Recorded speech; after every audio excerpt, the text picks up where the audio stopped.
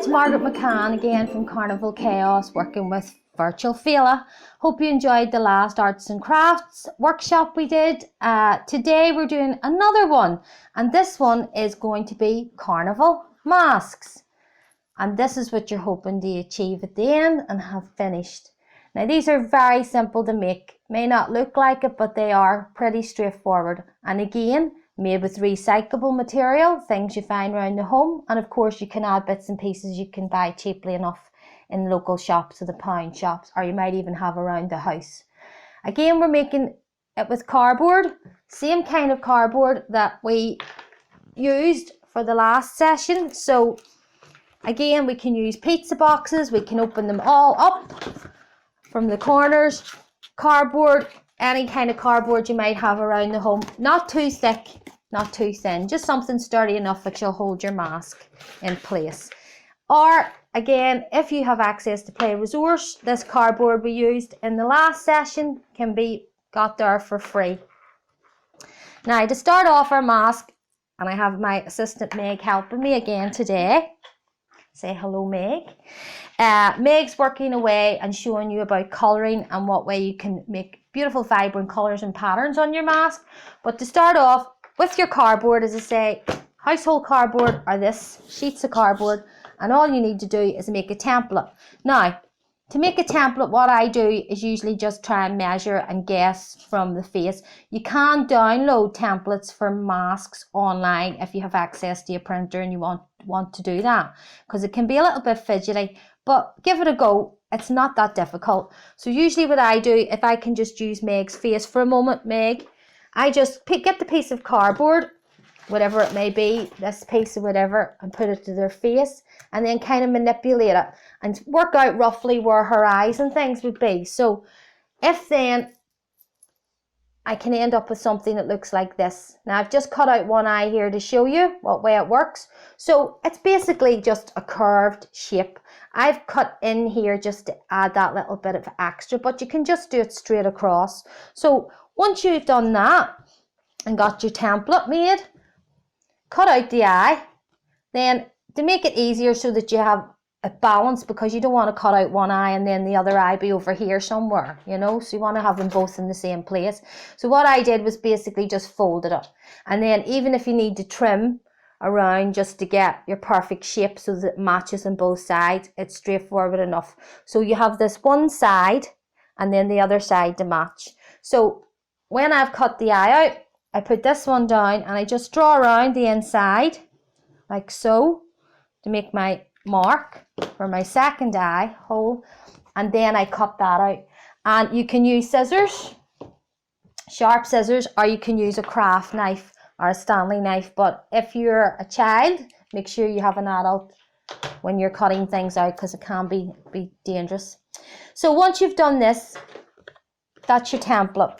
Now what I do is you can stick that down on top of another piece of cardboard and glue it down with PVA glue, or use Pritt stick or whatever you have around the house, and that'll firm it up a wee bit. But the reason I do that is sometimes I like to build onto the mask. So if I put it down on paper and I draw around my original template for my second mask that's going to be glued on, what I then can do is add on whatever I want. So if it's boys, they're going to want like horns and demon type masks. If it's girls, they're going to want maybe more flamboyant feathers, or you can go for flames. So what I do is I build on like this, so you can end up with a mask like so. And it's just a matter of you adding on bits and pieces, so you can draw on freehand with horns and things if you want to. Give it a go. You can't go wrong. You can't make a mistake, and anything that you don't like can be covered up with feathers, or attach on pieces of cardboard and build it up as you go along. So you can end up with all different kinds. So you can see this is different. This one's got spikes and maybe flames. You can do a plain simple one. You can do one like Meg's working on at the minute, which is spikes and horns, which you can see she's colouring here. She's just drawn half of it out here. So you can do all different types. So once you've got your template and you've cut it out, like Meg's doing, you start to colour in. And what Meg is colouring in with are markers. Now, markers take really well. If you have paint and you prefer to use paint, that's fine, great, go for it. And you can do all different kinds of swirly designs, as I say, flames, horns, whatever you like. You can make it a Halloween type mask, you can make it scary, you can make it just like carnival and happy and colourful and bright. But basically markers work really, really well on it. And just colour in all of your mask. This eye part here will be cut out. Meg's just coloured it in black so that you know that it comes out. But what she has done, because she's only cut out half, if she folds this half over, then she can just draw around.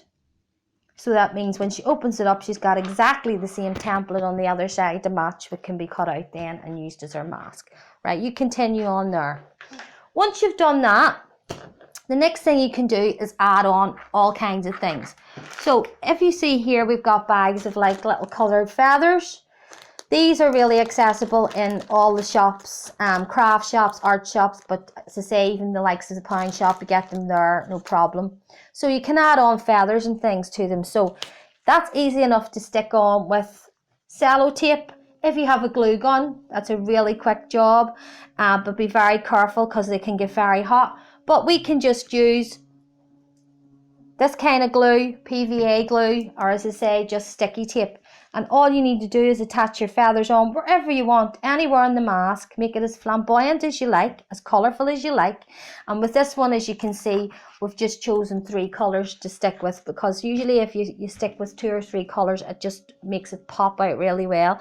And that is what we've done here. We've just glued these feathers on, as you can see. There's the card at the back. We created spikes like we've done with these, and that's just to have a base to actually glue your feathers or stick your feathers onto. You don't have to make spikes, you can just leave it a high curved piece if you want, and then just glue all these lovely coloured feathers on. Then as you can see what Meg is doing, she's colouring there, and then we have these little gems which you can pick up as well very cheaply in the pound shops, and they actually have sticky backs, so you don't even need to glue these on. And we have just stuck some of them on here, as you can see. If there's any other kinds of gems or phone shapes or anything, you can really go to town with these masks. You put anything you want on them, so you can just stick them on wherever you want. And we've just tried to just stay with the colours that we were working for in uniform. And then also, which is a great thing, is glitter. Well, not everybody would say it's a great thing. Any moms out there will say no glitter at home, too messy. But these are good, and they're easy to buy too in the shops. They are glitter glues, and they come in little bottles. The glue and all is in, and you just unscrew the lid, and you can do just little shapes here and create swirls and everything, and you have your glitter already, without having to sprinkle it around the house and make a mess. So you can have your glitter glue like that. Or if you're going to put on little shapes, you can just use your glue and then just sprinkle a little bit, but make sure you have newspaper or something down so that you don't get glitter all over the house. Once you've completed your mask, you can attach to each corner a little bit of elastic if you want to wear it, like so. Or what you can do is just hang it on your wall as decoration, which looks brilliant. Or also, there's little sticks you can use, just little garden sticks that you can put on and attach to the side to hold it upright as well. But hanging them on the wall looks really good, and then hopefully next year when Carnival's back, you can wear them. Okay, bye. Hope you enjoyed it.